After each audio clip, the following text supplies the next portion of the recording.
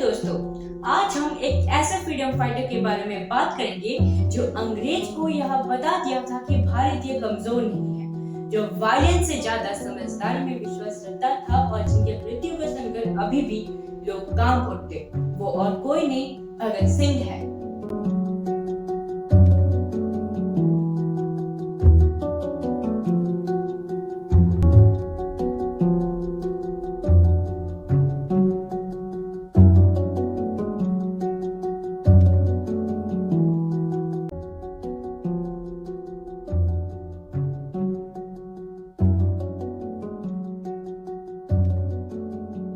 28 सितंबर 1907 बंगाल नाम के एक गांव में, जो कि अभी पाकिस्तान में है, वहां पर एक साधारण सा बालक का जन्म होता है। लेकिन उस समय ये किसी को नहीं पता था कि वो साधारण सा बालक बड़े होके अपने देश के लिए क्या करेगा। उस साधारण सा बालक का नाम भगत सिंह पड़ता है। उनके पिता का नाम सरदार किशन सिंह संधू था और माता का नाम विद्यावती था। बचपन से ही भगत ब्रिटिशर्स को देखते आ रहे थे और कैसे ब्रिटिशर्स आम लोगों पर अत्याचार कर रहे थे वो भी देख रहे थे। इसीलिए ब्रिटिशर्स भगत को बिल्कुल भी पसंद नहीं थे। बचपन से ही भगत बहुत ही बहादुर थे। इसका अंदाजा ऐसे लगाया जा सकता है कि बचपन में भगत अपने दोस्तों के साथ खेला करते, जिसमें वो दो टीम बनाते, एक अंग्रेज और एक भारतीय, और दोनों में युद्ध करते। और हमेशा भगत अंग्रेज को हराने के लिए और भारत को जिताने के लिए जुट जाते थे। और उनके परिवार में ये सबको पता चल चुका था कि भगत बड़े होके एक स्वतंत्र सेनानी बनेंगे। वो पढ़ने का भी बहुत शौक था। इस कारण वो अपने 5th क्लास तक की पढ़ाई अपने गांव के स्कूल में की। उसके बाद जब उन्हें Anglo vernacular school of Lahore में भेजे जाने के लिए बोला गया, तो वे साफ इनकार कर दिए, क्योंकि वह स्कूल एक ब्रिटिश एजुकेशनल प्लेटफॉर्म था और वो किसी भी तरह से ब्रिटिशर्स को सपोर्ट नहीं करना चाहते थे और उनकी एजुकेशन को प्रमोट नहीं करना चाहते थे। भगत सिंह को एक इंटेलेक्चुअल भी माना जाता है, क्योंकि वह अरेस्ट होने से पहले 250 से ज्यादा किताबें पढ़ी थी और अरेस्ट होने के बाद 2 साल की अवधि में वो 300 से ज्यादा किताबें पढ़ी।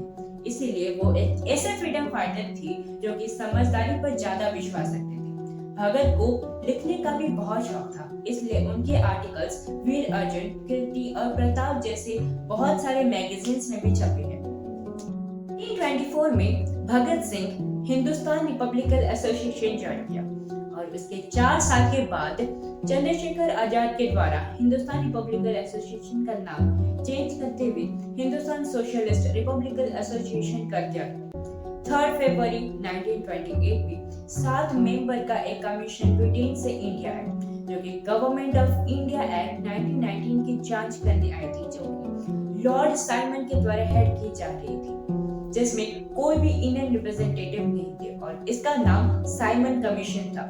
कोई भी इंडियन रिप्रेजेंटेटिव ना होने के कारण इंडियंस इसके ऊपर नारेबाजी शुरू कर दी, Simon go back.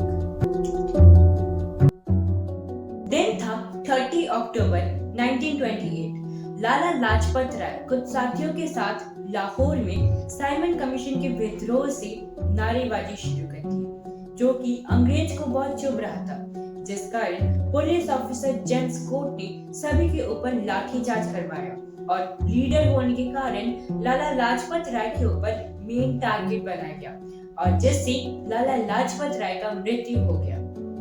Lala Lajpat Rai की मृत्यु का बदला लेने भगत सिंह, राजगुरु और सुखदेव, इन तीनों ने जेम्स कोर्ट को मारना चाहा, पर उनसे एक गलती हो गई और वो गलती से जेपी सुंदेश, जो कि ब्रिटिश ऑफिशियल थे, उनको मार दिया, जिसके वजह से उन तीनों को जेल हो गई। लेकिन उसके बारे में हम थोड़ी बाद में बात करेंगे। 8 अप्रैल 1929 ये वो दिन था जिस दिन भगत सिंह बटुकेश्वर दत्त, जो कि एक एचआरए का मेंबर थे, उनके साथ सेंट्रल लेजिस्लेटिव असेंबली दिल्ली में बम फेंका।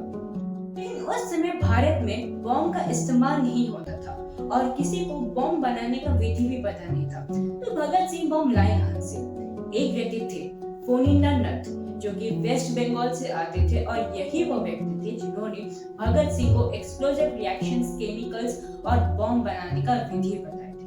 बटुकेश्वर दत्त और भगत सिंह ऐसे जगह से लेजिस्लेटिव असेंबली में बम फेंके थे ताकि किसी को चोट ना पहुंचे। तो उनका इरादा क्या था? उनका सिर्फ एक ही इरादा था कि अंग्रेजों को ये बता देना कि भारत भी शक्तिशाली है और उसे भी जवाब देना आता है। बॉम्ब फेंकने के बाद दोनों ने इनकलाब जिंदाबाद का नारा दिया। उस समय भगत सिंह और बटुकेश्वर दत्त को गिरफ्तार कर लिया गया।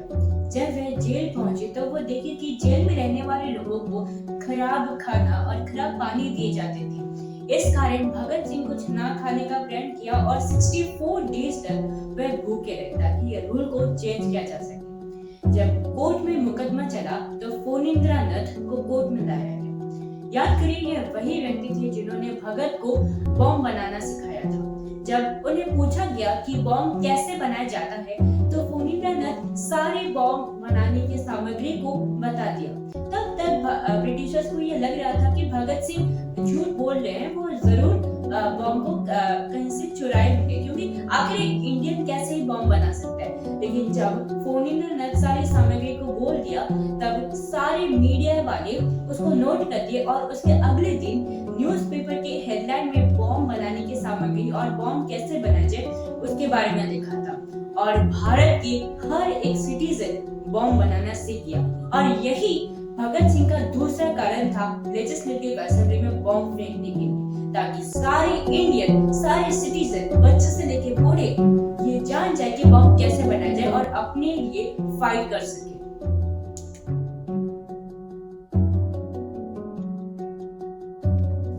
याद करिए, मैंने एक व्यक्ति के बारे में बोला था, जेपी सॉन्डर्स, जिसको राजगुरु, सुखदेव और भगत सिंह ने जेम्स फॉर्ड की जगह मारा था, जिसकी वजह से उन तीनों को फांसी की सजा सुना दी गई। उनका फांसी का तारीख 24 मार्च 1931 को रखा गया, परंतु उनके फांसी का खबर सुनकर सारा भारतीय सड़क पर उतर आया था, जिसकी वजह से ब्रिटिशर्स डर गए और उनके फांसी का तारीख एक दिन पहले यानी कि 23 मार्च 1931 के शाम के 7:30 बजे रख दिया। उनके आखिरी शब्द था, इनकलाब जिंदाबाद।